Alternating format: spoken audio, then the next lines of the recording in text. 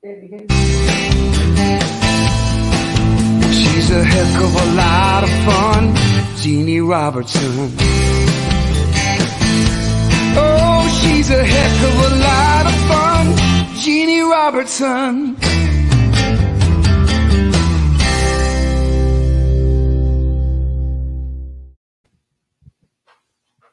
Hey everybody, this is Jeanne Robertson, and we are welcoming you to our back porch here in Burlington, North Carolina, Alamance County, North Carolina, I will also say. We had an interesting week last week because something happened that sort of changed the trajectory of last week. And I was sort of thinking about it for this week, but wasn't sure. So we had to quickly do it. Our guest last week at just a few minutes before 12 confirmed that he would not be able to join us on the big screen. And I ran downstairs and I picked up a handful of these tablets. Now I found out that tablets is a very old word and that a lot of people call them other things. But to me, they're just striped yellow or white tablets because I keep notes in these and I keep stories. So last week I told you the story. We quickly told 2 or 3 stories. I told you the story about the pageant contestants with the gum. Told you the story about, what was the other one? I told you 3 or 4, trust me. And y'all like that. As a matter of fact, I asked you for your opinions and you told me. Now, you know what? I can't talk. I've got, where's my Coca-Cola right here? Or whatever it is, diet, whatever. Okay, excuse me a minute, y'all. Thank you, Patrick. Okay. All of a sudden I can't talk. Well, I can talk. Can you talk, Tony, while I get my Yeah, I'm gonna tell them about Mother's Day. I want to tell you about ordering things. The mail has gotten much, much better. Sometimes you all write and tell me that you got your packages in 2 or 3 days, and that's great. But I also have people who I sent it to a month ago who still don't have it, and then it'll show up. So because we know the post office is going to be pushed for Mother's Day, if you plan to order something of Jeannie's for Mother's Day gifts, please go ahead and do it, just so that we'll be sure they'll get there, because there's nothing we can do if, we'll get them in the mail, but we can't assure that they're going to make it. Things can be really slow. So we'd love to have your orders, and if Jeannie loves to personalize items for you, but we need to have a little bit of heads up on that and get it going so that you'll be sure and they'll arrive in time. And that's all. Okay, keep the camera on Tony for just a minute. You won't know who these strange people are. These people that just wandered in on the porch. I mean, any of the neighbors just come on over and sit on the porch. No, you go do the introductions. These are special gifts. These are the young man there is Brent Henry, and he is Patrick's brother.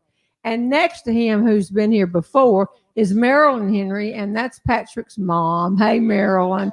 And Marilyn drove up from flew up from Auburn, Alabama. And Brent, you came from Charlotte. See, there you are. Marilyn looking all around. You looking at little camera. Here's your camera over here. I got a story that involves all of y'all, so I'm so especially glad you're here. We also have, I don't know if you can swing the camera for Isley Johnson's here. She is a freshman at Elon, and she comes and tries to help us. Patrick's got no. You can't hide. And Patrick's going to be at the beach a couple of weekends, and so we're calling on Isley to come over here and learn how to do this stuff if she can. And I know she can. I can't do it from over here. And Tony says, not I. So that's who's on the porch if you hear any comments. This is an unusual thing, but what happened last weekend was that y'all all said that you enjoyed, well, not everybody, but that you enjoyed being part of finishing off a story, maybe giving a punchline to it. And since I will save a story a long time before I get a punchline if I need to, I decided I would pull out from some of these. Somebody has just written and said, we call them legal pads. Yeah, I think that's the official. Well, I've just always called them my tablets. And so, and of course, tablet now is a computer thing, could be. So we're going to go through a lot of stories today as fast as we can. And I will only want to know, is this thing worth me working on anymore, or let it ditch? In the meantime, I ask people to send questions concerning this, and you've written some great questions about how do you decide what story goes into a speech or a theater show? How do you decide where to put it in that particular show? How do you put it in? What if it doesn't have a punchline? Do you ditch the idea? All of those. I'll just tell you what I do. Everybody's different, so I'll tell you what I do. But we're going to start the show with a couple of things that we do often is thank folks. We got this book, Donna Lake, Laake. So I don't know if it's Lake or Lakey. Okay. DL Creations. No, not Donna. I'm sorry. No. Deborah. DL Creations. I'm going to show y'all this. She sent me this. This is a book. It's a real book. She's put tape down it to cover up the name of the book, but it would fit right in your book. I'm not selling them. I'm just telling you what she sent me. Then on the inside, she turned back each one of the pages so you could really surprise somebody if in generations to come, they pull out this book and see about it. And then she carved with a knife on the inside a picture of a beaver. Can you see him? He's upside down. The other way, yeah. There he is. Can you see this right here? I don't understand it. Here are the pages. They're turned down, and those are pages. I've checked that. And the black stuff on it, of course, is right. And then there's the beaver. So that beaver is part of the book. It's the paper. Is the pages. I understand. think she turned down all the pages. Here they are. And then she took a knife and she cut out, I bet she had drawn it on there. And she cut out this beaver. So there you can see it. It's book art, and it's something Book that her art? company does, and it's DL Creations, as you said. Well, Debbie, thank you. You sent it to us several weeks ago. We had so many things going on, and I was in Savannah one week and so forth, that we didn't get a chance to show. Isn't that something? Would that not scare you to death if you pulled the book out hoping there was some money in there? Because I've told my children I've got money hidden around this house. So when I go, y'all clean it all out and look for it. It was like a big old Easter egg hunt over here. I know, a big Easter egg. And So, hey, I want to say something, Jeanne. If people could, if they're watching this on Facebook, just share it to your Facebook page. I want to get more people watching. And I think a good way to do that is to get the people who are watching it now just to put share on their Facebook page. And that way we'll get some more people watching. Okay. Thank you. You're welcome. See, here's the downside of that. Almost all the people watching have sent their name in for free prizes. Well, people They who may not share. They won't be. new people can't submit their name, so you're safe. You're safe. Let's see how the numbers let's do. give away some prizes right here in the beginning, and we'll get down to the stories of the week. These are people who sent in a question in the month of April, which is the second week. We had all our questions from our guests last week. I just dumped them in here, and then this week you're asking questions. I dumped them in here too. And this person has won a prize. And what you can win is your choice of my book that came out this past year. We're not giving away the audio version yet. We'll give away a copy of that in a little while. Or you can get, Mother's Day is coming up. You can choose what you want. If your mother likes baseball caps with left brain written on them, there you go. You got it solved. You can win that. Or if you win, you can choose a DVD or any of the CDs or any of the 9 DVDs. And the winner of the first draw is Linda Cure, HD Spalding. I don't know what this is exactly. But Linda Cure, Cure, you've won the first draw. And I reach way down in here. I love it when y'all tell me where you're from, because then I can lead on into a story about that place if I've got it. Jeanne Wiggum Lee.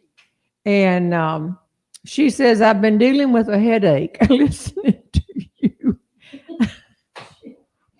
Did I write that? No, you did. I'm dealing with a headache, and listening to you and laughing with you has gotten my mind off of it. Well, there you go. All right. That makes me feel good. Wiggum is Wigham. Jeanne is spelled Jeanie, one N. Jeanne Wiggum Lee.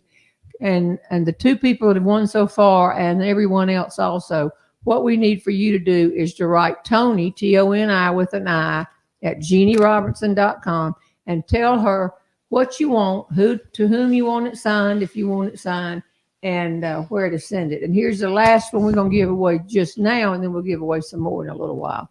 Okay. Linda Helton, Helton. Whee, Linda. Looking forward to Saturday's show. And it says, how did he get into comedy? Henry Cho is hilarious. Well, see, he didn't come last week. And so, but this question is in this month. What? We don't know the answer to that. We don't know the answer. Is this a prize winner or is this just a question? Prize winner. Okay. Spell the last name. Linda Helton, Helton. So we have 3 people that have won things and the show has barely started. So I pulled some questions now. Anybody got any questions here? Antonio, you're going to be manning the machine if they have questions? Yes, I am. Oh, go ahead though. Okay. See, when you did this like that, I thought you meant you had found a question. Well, actually, I thought of something to ask you, but I forgot it already. You've forgotten it already. It'll come back.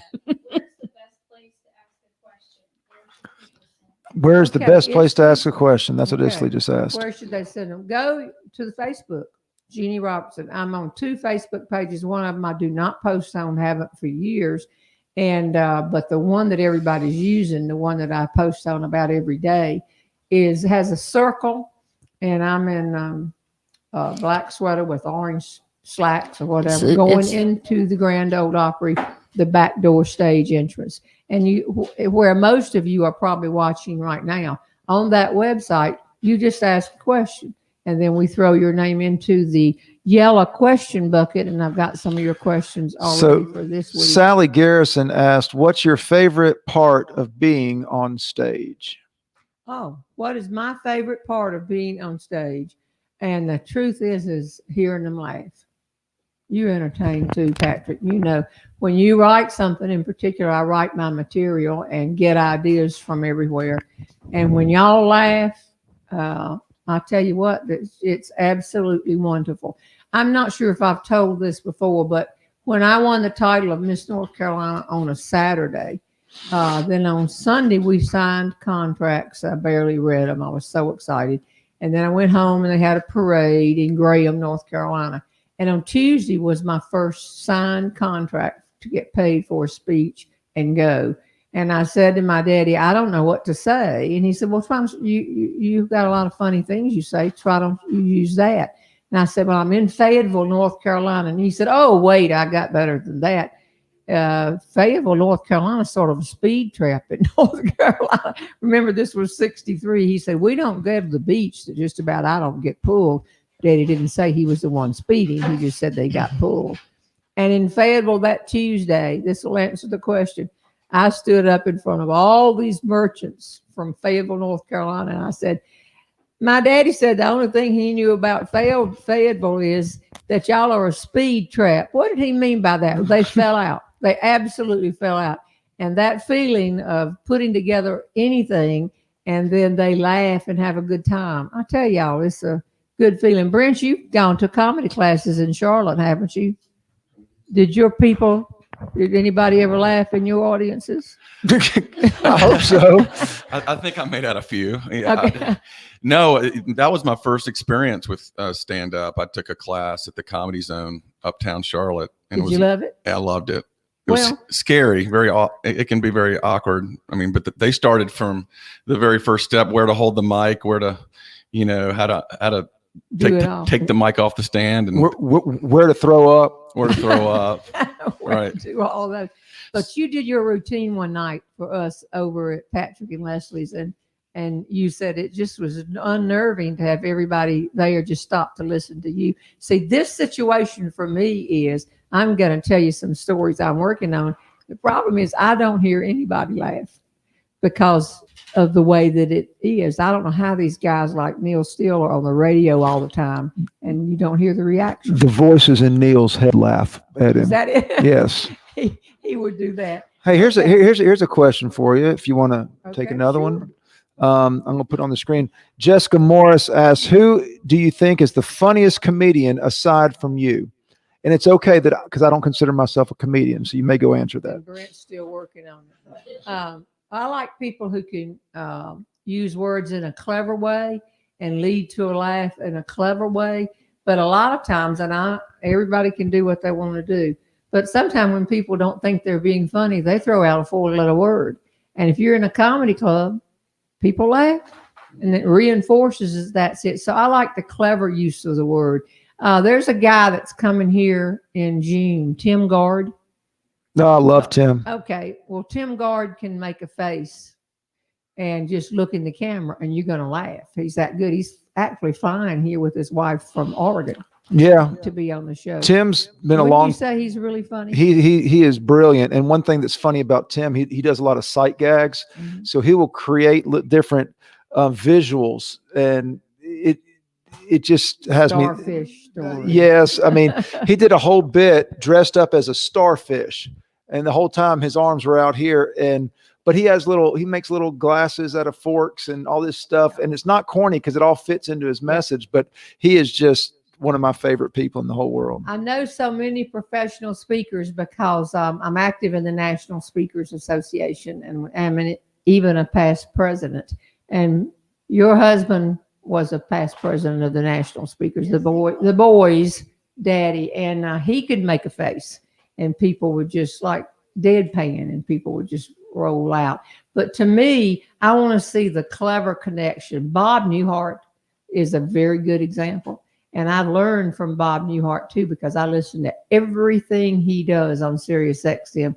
Don't want anybody else's material, but he's learned me.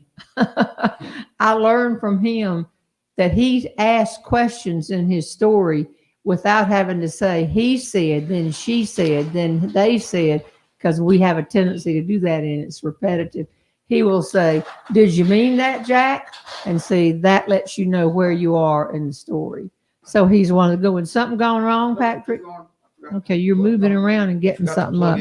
Okay, many of you, or if you're my age, you may have had Mohs surgery. Tony, you know what Mohs surgery is? Of course. Patrick certainly knows what Mohs surgery is. I Mohs certainly do. No. I belong to 2 girls' night out groups in the county. They are different groups. They don't even really all know each other. But Tony, you've got a group that you asked me to start years ago going out with y'all. And I go with my high school friends from Graham, the girls in my class. You know, there's always somebody and I'm not going to tell you which group this happened in. There's somebody that no matter what you say you did, they have done it and done it bigger and done it better and so forth. Well, a few years ago, I had to have Mohs surgery. I had a big something up here that they thought might be cancerous. And she said, why don't we send you to have Mohs surgery rather than do it here? And I said, well, I've never heard of it.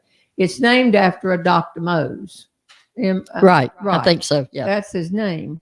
And what they do is if you haven't had it, they will cut out what needs to be cut out. And then instead of bandaging you up and you go home, and then in a week they call and tell you the results, they do the results right there. You bring someone with me. Left Brain and I went to Chapel Hill, North Carolina. And then if they didn't get it all, they bring you back in that day and do it again or again until they get it all and bandage you up and you go home. I had it done here. Same thing, I think, being in the sun as a teenager. And so I had not heard of Mohs surgery. And my next speech was in Florida, and it was to a woman's, an outing group, big woman's luncheon. And I thought, I got this big thing on my, it's all over here. It looks terrible. And maybe I should not go. But I was booked and they were expecting me. So I went. When I got there, walking around at the reception, people kept saying, what happened? And I said, well, left brain didn't hit me. I had Mohs surgery. And in Florida, when I started speaking, I said, how many of you have heard of or have had Mohs surgery? And almost every hand in the place went up because the sun down there and playing tennis, all this kind of stuff, they're out in the sun. And it was great. Well, the next week, I went to my girls' night out group. I won't tell you which one. And, of course, I still had this bandage on me. And you go back to your dermatologist and get it all taken off. And everybody said, what happened to you? What happened to you? And I said, I've had Mohs surgery. And several of them just looked at me because they had never heard of it and didn't know what it was. Before I could speak, one of the women said, oh, for Pete's sake, I had my Mohs out in the 2nd grade and it's nothing to it. So I think that for a women's group or somewhere like Florida, that's a good story. It is true. I will never tell you the name of the lady.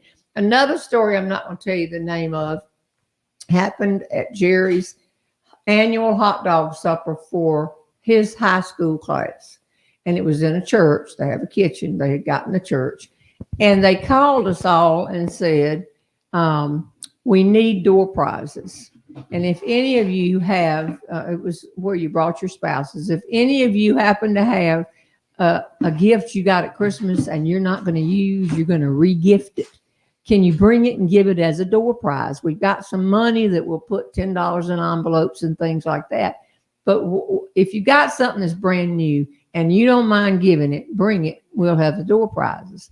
They also asked me to speak again at their class thing. And I love these people. And so I said, sure. I had my broken knee and I had complications, my broken femur rather, and I had complications. So I had a whole lot of new material and I thought they'll enjoy this. They've been through the same thing. So everything proceeded. The table was over there and in the middle of the table, I probably shouldn't be telling y'all this. And with all the door prizes that people had donated was a 7-layer brownstone front cake. Marilyn, you make brownstone front cakes? I do not. You do not know what I think it's a North Carolina cake, but it's 7 layers. It's a caramel cake. All Yeah. over it. It's between every layer. Yeah. The time. It's like a caramel cake. It's really good. So somebody had brought that 7-layer brownstone front and put it in with the covered up in, the plastic that you could see through. And everybody was saying, that's the best gift on the table when we were looking at them. And everyone had a ticket that you had the door prizes that go. Now, you just tell me if this would happen in your town. They called out the winning ticket, the first ticket, and the first person would get to go up and select it. Nobody raised their hand. And we're talking about 50 people probably there, 60 maybe. And they said it again, 765-3271. No, 765-3261. 4 times they tried to give it away.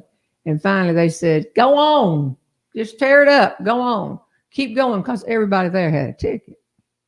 And so they went on, and the number they called out was mine, 735.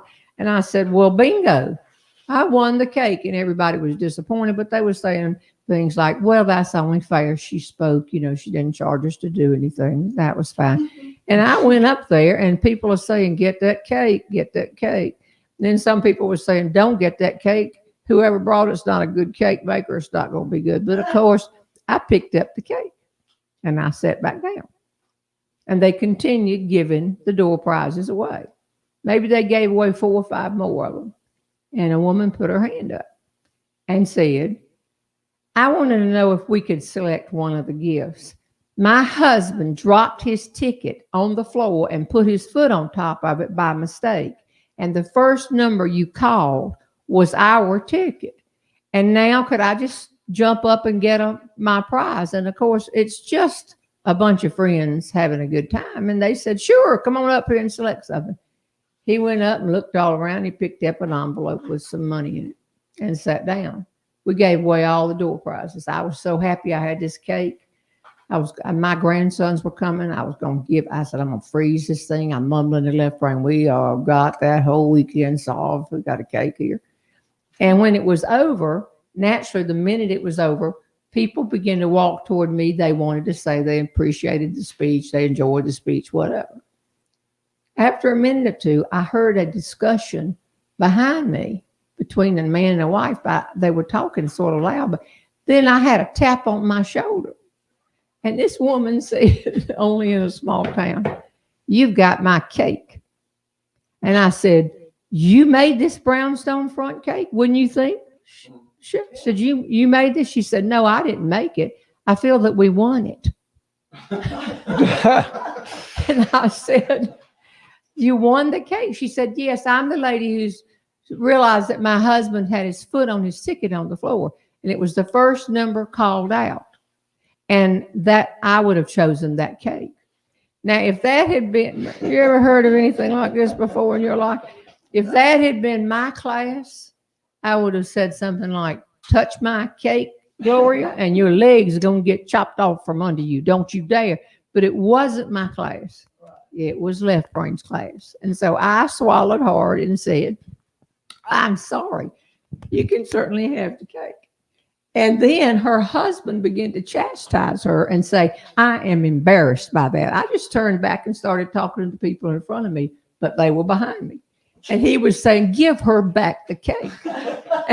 And she said, we won the cake fair and square. If you hadn't dropped your ticket on the floor and put your foot on top of it, we would have had this cake. It is our cake and we're taking it home. I was mortified. Everybody could hear the conversation. And finally, he said, give her the cake. She tapped me on the shoulder. She said, my husband said to give you the cake back. And I said, let me tell you the truth.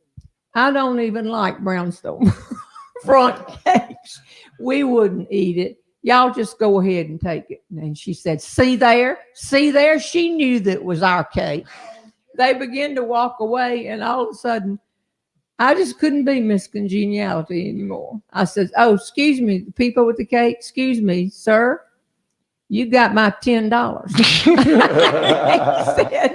He turned around and he brought me the $10 that was in the envelope. And you kept it. And I kept it at $10. Now, I ask y'all, first I wouldn't tell it locally because somebody locally had done this. You ever heard of such a thing? Dropping you got my cake. And then I started asking people, what were their names, the couple that dropped? Does anybody know? And they said, we've never seen them before. I don't think they'd ever been to a reunion. Nobody even knew who they were. That was probably their MO. They went around to other people's reunions taking cakes. And got it. Now, I think I have told that story at both girls' nights out groups. And people think it's hilarious, and they can't believe it. And I think it could be developed into a story. I would like to know what y'all think. And should I tell it? And maybe they died. What if they died? She would never know. I could tell the story. I just think I want to tell the story. Do you think it's hilarious? Do you think it's hilarious, Isley? There's two different age groups there, right? And now y'all tell me, what is it here? Oh, now see, y'all are getting ugly. That was just rude. I bet she was a Yankee. Why do y'all say things like that? The cake story sounds like a keeper. Absolutely tell it. You should tell the cake story. Great story. Do tell it. Yes. That's it for me. I'll read all of these later, but I think I'm going to tell that story. I'm into y'all. You've got my cake. I get the cake. Well, I know that. But see, I couldn't keep the cake. I know I wanted to go. All right. You should have taken a bite out of it, then given it to her. Okay. Now, see, that's how stories grow. That's a funny line, Patrick. Yeah. You're welcome. Can I have a knife? Yeah. I'd like to cut a slice of her cake. Cut the cake up. That's good. That's okay, good. So about 2 months ago, we had a guest on the show named Jeanne Jenkins Hurlong. Everybody here, you know Jeanne Jenkins Hurlong. And Jeanne Jenkins Hurlong is from South Carolina and a friend of ours. She's a member of the National Speakers Association. And she was Miss South Carolina way after I was. She is much younger than I am. But sitting in these two chairs, where today I just have these tablets that I asked Jane, what was the name of your latest book or a certain book? And she said, Bury Me in My Pearls. That is the name of her book, if you want to look it up. Bury Me in My Pearls. And I said, Jane, did you want to be buried in your pearls? Or was that your mother? She said, it wasn't me and it wasn't my mother. It was my grandmother. My grandmother said to us, bury me in my pearls. And then the book revolved around that. And I said, let me tell you what happened in our family. I'd never thought of telling this story in a stage show. As much as I work on it, as much as I go through my life trying to remember things until she said that her grandmother said, bury me in the pearls. I didn't do it. At that point, I told y'all the story. I won't do the whole story again, but it wound up without a punchline. I told it that day. And, but the gist of it is my two sisters and I were at the morgue when my grandmother died. And they said, do you want some time at the funeral home? At the funeral home. And said, oh, the morgue sounds like she's a criminal. Right. And they said, would you like to spend some time with your grandmother after the visitation before we go into the place we're going to have the service? And we said, well, okay, that must be something we're supposed to do, because Mother and Daddy died first, and then we went reverse order with grandparents, and we three sisters have been through this. I'm the one who said, oh my gosh, y'all, she's got on that ruby ring. The cemetery people had gone back to the lobby, and we realized my grandmother's got on a ruby ring. And what we did, all you have to do is say to the people at the funeral home, you can leave the jewelry on them for the visitation, but I like to have the jewelry back. But we didn't know that. One of the sisters watched at the door, and the other two of us tried to get that ring off her finger, and rigor mortis set in. Her fingers were bent over her chest, and we could not get her finger to unbend to get the ring off. And the story progresses, and my younger sister, because she's more agile, got up on the gurney. The thing didn't roll out of the room, but it moved a little bit, and that scared us. The other sisters at the door saying, keep going, keep going. And she could not get her finger to unbend straight enough, and she couldn't work the ring past the knuckle the other way. And so finally, my sister at the door started saying, I'm cutting it short now, started saying, they're coming, they're coming. The three people, a woman and two men from the funeral home, were coming back. They thought we'd been in there long enough. About that time, the finger popped up straight. And my younger sister says, oh my gosh, her finger won't go back down. Her finger's standing up straight. And of course, the sister at the door says, what finger? What finger? What are you doing? And so they reached over, and she had a little lavender something in her little pocket on her suit, just right here. And we pulled that thing off and wrapped it around her hands because we could not get her finger to go down. And of course, the minute that I just didn't have a story for it. I mean, didn't have a punchline for it. But I'm thinking Patrick's laughing. Jane Jenkins Hurlong's husband was laughing. Tony was laughing. I was laughing because I had never really told the story before. And the minute the show was over, I mean, Patrick, you're my witness. The phone rang. Yeah. And it was my sister, Catherine. And the words out of her mouth that I first heard were, and who has that red ring? Did you get that ring? I said, no, I didn't get it. And she said, well, I don't have it. And Andrew has passed away. Where is the ring? But her whole concern. So I went to Savannah 2 weeks ago because this story it doesn't have a punchline. It's a very good story and something I should work on. But it didn't have. But I said to Jane, every time we go to a flea market, what I need is a ruby ring. And I drew it off like what I wanted. What is it called when it's like a here and gets longer? It's a dinner ring. It wasn't her wedding ring. Marquee. Mm-hmm. Marquee with tiny little. And so every flea market, it's a cut. Every flea market that we went in, I went straight to the jewelry cases. I found 2 rubies. They were fake, of course. They were huge, gaudy looking, and my grandmother wouldn't have worn that. But I'm going to get one, and I'm going to call my sister and say, would you like to go to lunch? And I'm going to wear that ring. It'll drive her crazy. So well, y'all think that has possibilities? What? We've got a cake story in our family. What is the cake story? So my grandmother, my dad's mother, lived in Prentice, Mississippi. And France, Mississippi? No, Prentice. Mississippi. And as you know, in small southern towns especially, weddings are a community event. And so in this, there was a young person getting married. And so the women all started volunteering. And so I guess my grandmother was late to the party. And so she got tasked with baking the cake, which is a pretty big, The wedding cake. the wedding cake, which is a big deal, especially if you don't bake. But people were giving her so many accolades and thanking her for volunteering that she couldn't say no. Well, there was a woman 2 towns over who baked wedding cakes for her. That's what she did. And so my grandmother went over there and she bought a cake and she delivered the cake at the appropriate time. And people were just amazed and they started just lavishing praise on her. And she said the worst possible thing she could have said. She said, "Thank you." And so she took credit for that cake. And so the next wedding that came up, guess who they asked to make the cake? My grandmother finally realized if she didn't get out of the cake making business, she was going to go bankrupt. Well, see, my belief is that families all have these stories. And people come up to me afterwards and they say, after a show, and they'll say, "Jeannie, I wish I could do what you do, but I just don't tell jokes." I don't tell jokes either. I just tell things that happen that are true. And then sometimes you have to get a better punchline. But I do think, I've said this before on this show, but I'm going to say it again. We say you can't take it with you, and we're talking about monetary things. But if you take your family stories with you and you don't ever pass them on, you take them with you.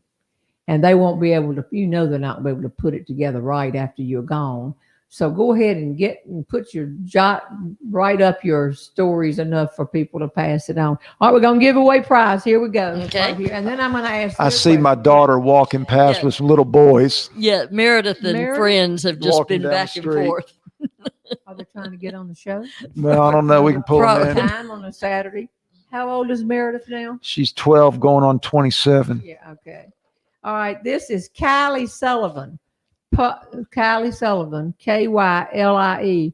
She is going to also win a prize because I put my hand in the question bowl, but I said she's going to win a prize. You meant to So do the Kylie, other one. Yeah, did. you got it. Okay. Posca paint pens. See, this is where would we get information if we didn't have this show? Posca paint pens from the office or art store will be best on fabric. It's acrylic paint, but it dries real quick. Okay, I know what this is. Somebody posted this because somebody ordered a hat and wanted me to sign the hat. And did I say to you, and I put the magic marker down, it spreads on the hat sometime. I have to write really fast. And I said, but the hat's on the way.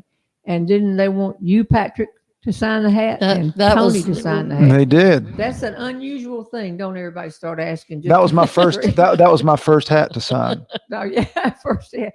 So okay, I've got to get a fabric, something that writes on fabric. Somebody said your ring story could be a Carol Burnett skit, and I agree. It could be. The other one, my roommate from Auburn, Sissy. Her name was Sissy Hamilton when we were at Auburn, and then she started going with Don, and they eventually got married. And we were unbelievably good friends. She came by here this weekend, and I told a story that involved you, Sissy, not long ago. And I told her which story. It's new. I haven't been able to tell it yet. And she said, "I'm surprised you haven't told about what you did to me that night." And I said, "I don't know what you're talking about." And then when she told me, I remembered. I told this on Neil Steele's show yesterday. And so I hope y'all don't think I'm such a bad repeater. But what happened was, and I don't know why, this is a story that anytime, well, hello, girls. Come on in. You need to learn to come in, not in the middle of a story. Come on in and have a seat. Hey, Meredith. Oh, my God. And who is with you? Excuse me, that North Carolina. Oh, she fell. Shirt. Oh, bless her heart. Hey, we've met Excuse before. us. I'm over here. Hey, she's Sleep. looking at the TV. Yeah. So, Just You keep want to going. wipe her out? okay. Just Oh, wipe- did they want to sit down? No, they wiped out. Oh, you're wiped out. Bye. See y'all later. Thanks for dropping by. Take care of you. Y'all look cute. In shorts, just wandering around the neighborhood. How fun is that? What was I talking about? When your daughter walked so I'm rudely sorry. walked in. We have to talk about I'm grand kidding. entrances. Your roommate Sissy. So, Sissy, anytime young people do something that you think is bizarre, we've got a college student here, and I'm sure she's seen bizarre things. But just think back to some of the things that you did. So Sissy came in the room one night, and she was absolutely worn out. I was not in the room. We were roommates.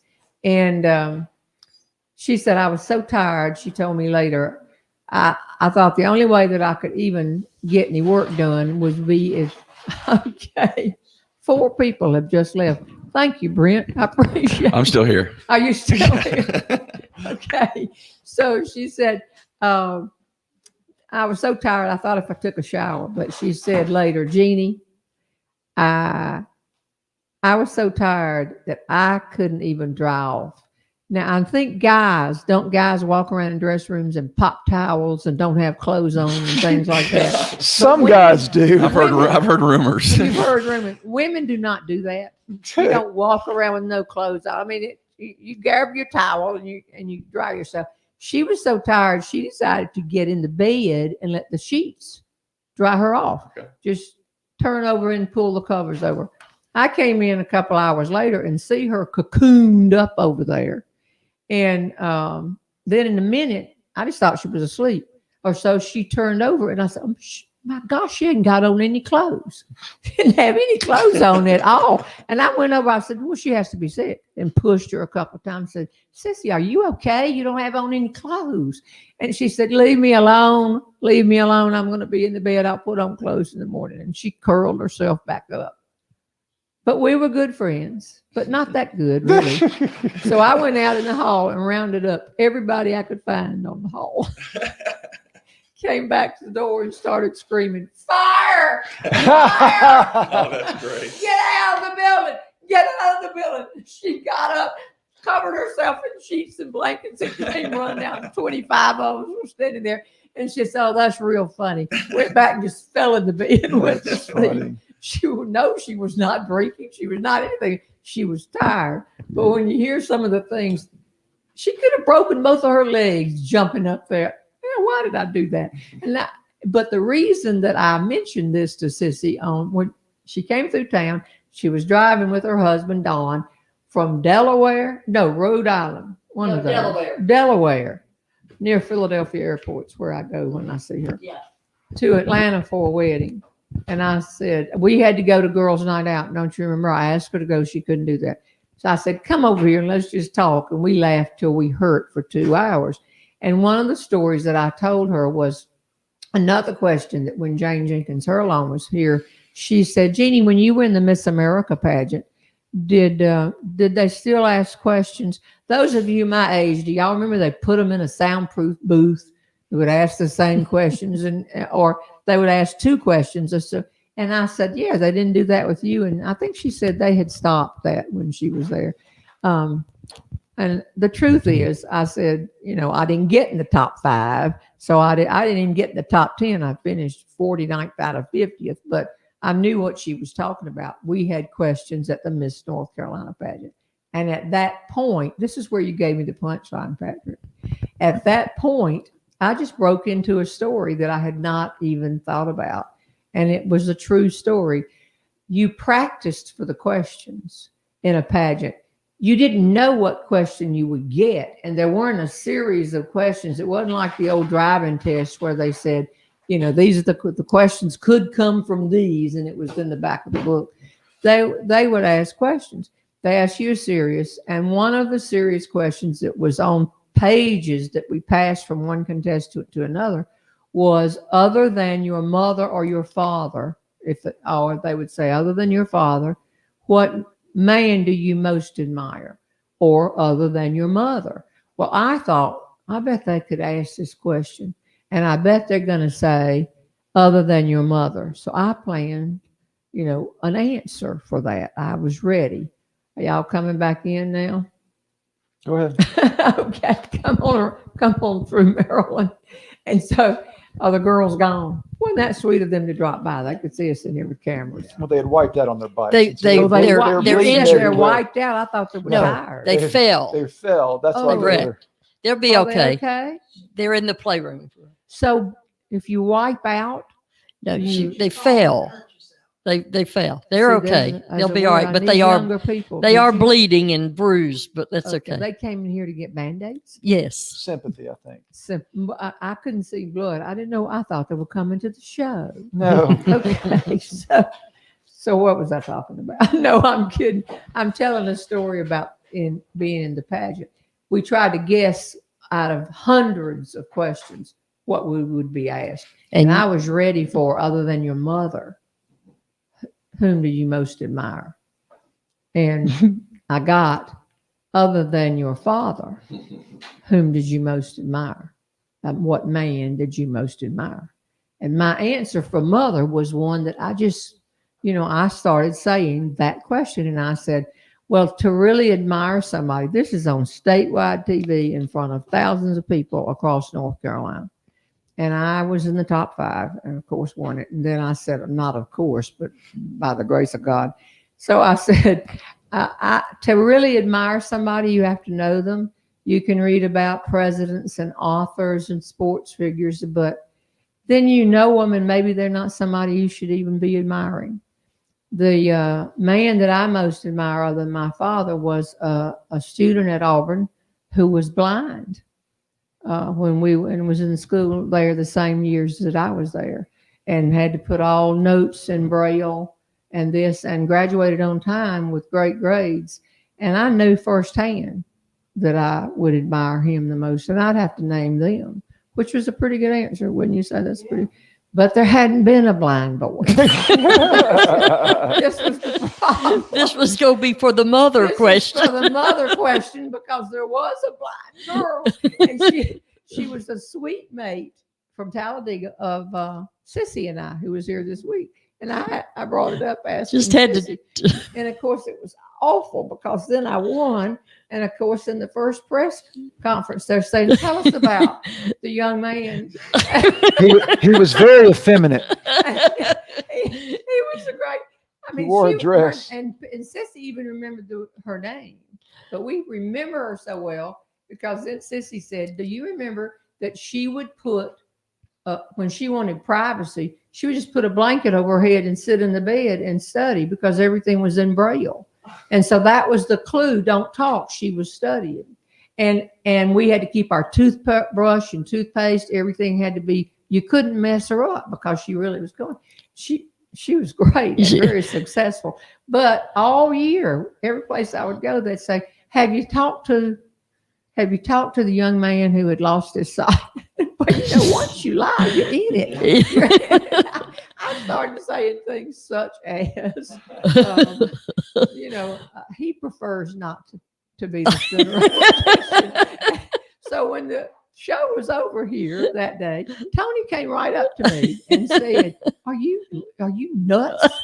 We're living in a cancel society. They're liable to come and get your crown. They're gonna, you will become an asterisk in the list of Miss North Carolina. They're gonna do this. And I said, let me tell you something.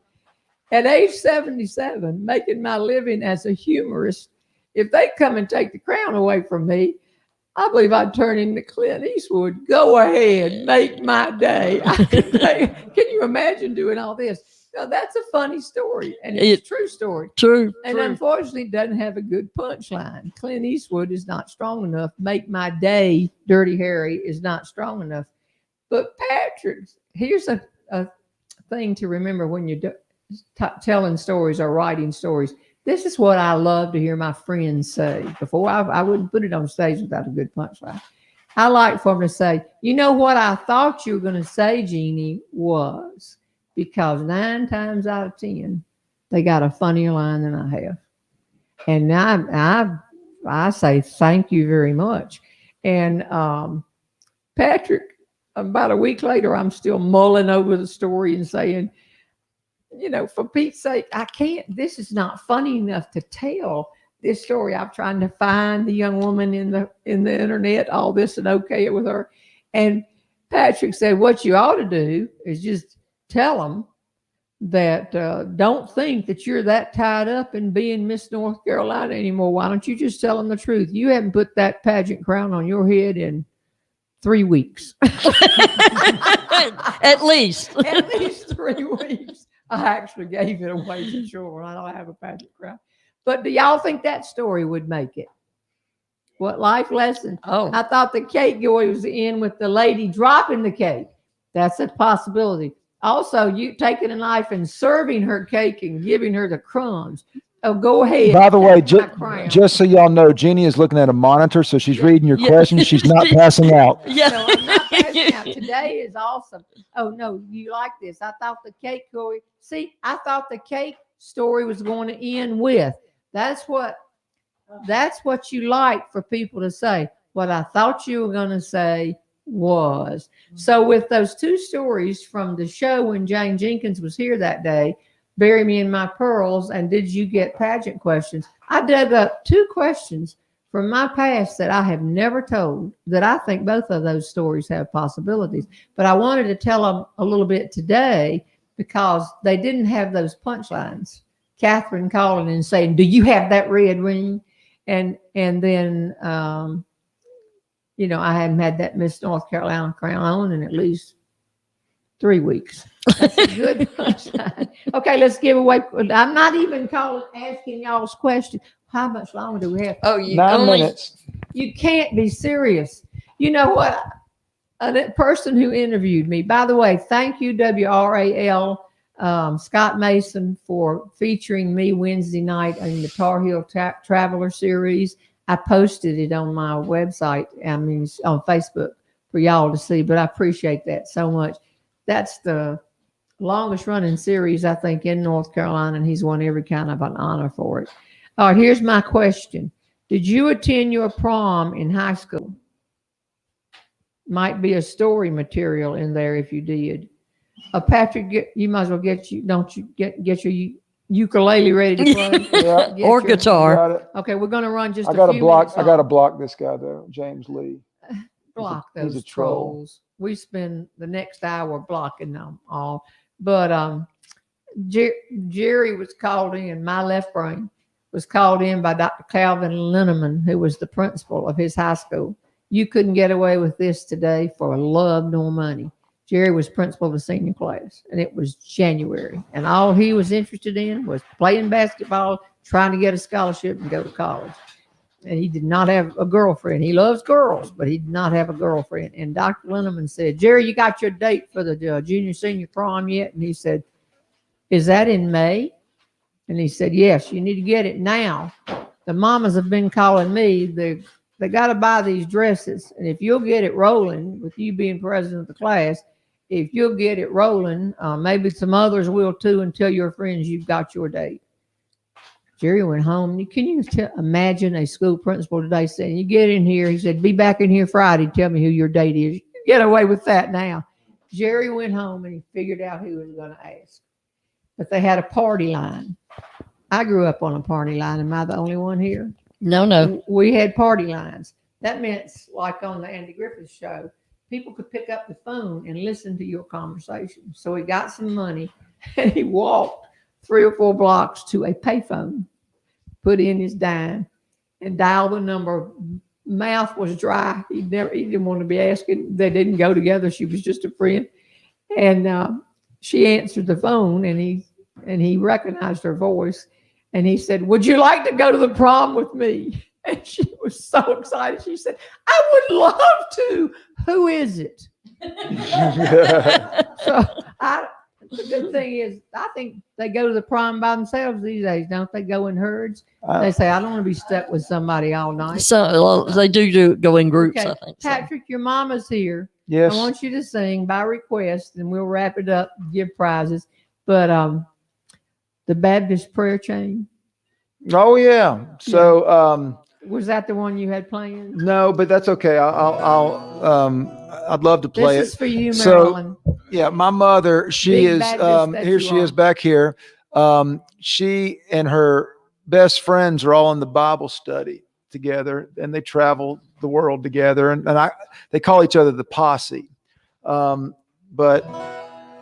so I wrote a song about them, kind of loosely about them. It's just about growing up in the Southern Baptist Church and the things that we experience in the Southern Baptist Church. There's a tie that binds the South together. It's there for you if you're in distress or pain. It goes on and on forever. Is the washed in the blood, pray for your brother, all saints lifting up each other. John 3:16, praise Jesus, Southern Baptist Church prayer chain. It's there for you at most any hour. Healing's but a phone call away. No escaping from the wonder-working power of the washed in the blood, pray for your brother, all saints lifting up each other. John 3:16, praise Jesus, Southern Baptist Church prayer chain. If your best friend's nephew's doing time, or the bunco group drinks too much wine, church ladies hit the phones, then hit their knees. From indigestion to insurrection, it's a hedge of heavenly protection. From the washed in the blood, pray for your brother, all saints lifting up each other. John 3:16, praise Jesus, Southern Baptist Church prayer chain. Sunday night church service is over. Dawn breaks and the morning calls begin. By the time the second cup of coffee's down, a dragnet spread across the town. From the washed in the blood, pray for your brother, all saints lifting up each other. John 3:16, praise Jesus, Southern Baptist Church prayer chain.